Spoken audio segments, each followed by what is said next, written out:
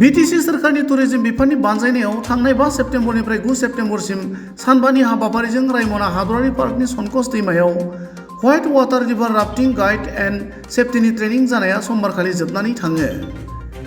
ट्रेनिंनि जोबथा साननि हाबाफारिया क'क्राझाराव थानाय टुरिज्म बिफाननि जथुमसालियाव जायो। बे जोबथा हाबाफारियाव जाफुंसारै ट्रेनिं लानो हानाय सा 15 सुबुंनो फोरमान बिलाइ राननानै होयो।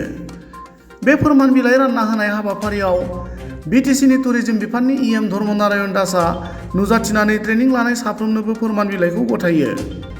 बीटीसी टुरिज्म बिफाननि CHT जयन्त कुमार शर्माया सामलायनाय जोबथा साननि हाबाफारियाव बीटीसीनि joint secretary Phami Brahma, Assam rafting and adventure water sports एस'सिएशननि आफादगिरि नौशाद हुसैन आरो उत्तराखन्डनि राफ्टिं ट्रेनार हरीश नेगिआ बाहागो लादोंमोन।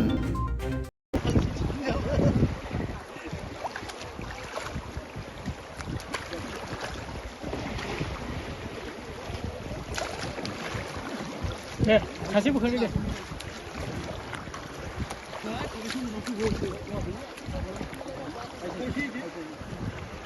दे बोखांदो दे।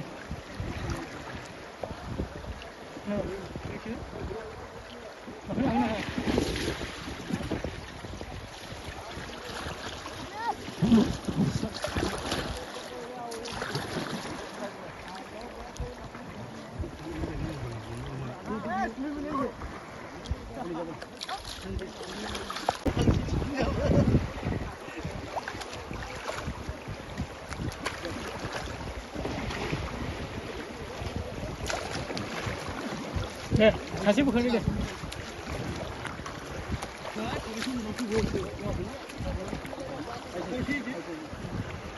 दे बोखांदो दे।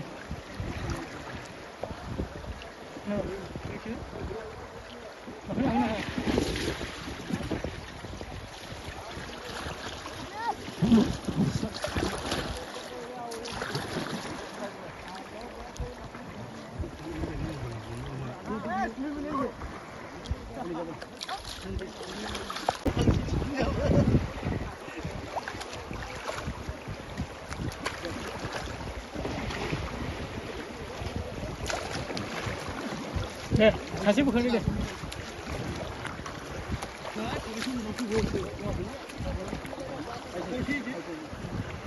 दे बोखांदो दे।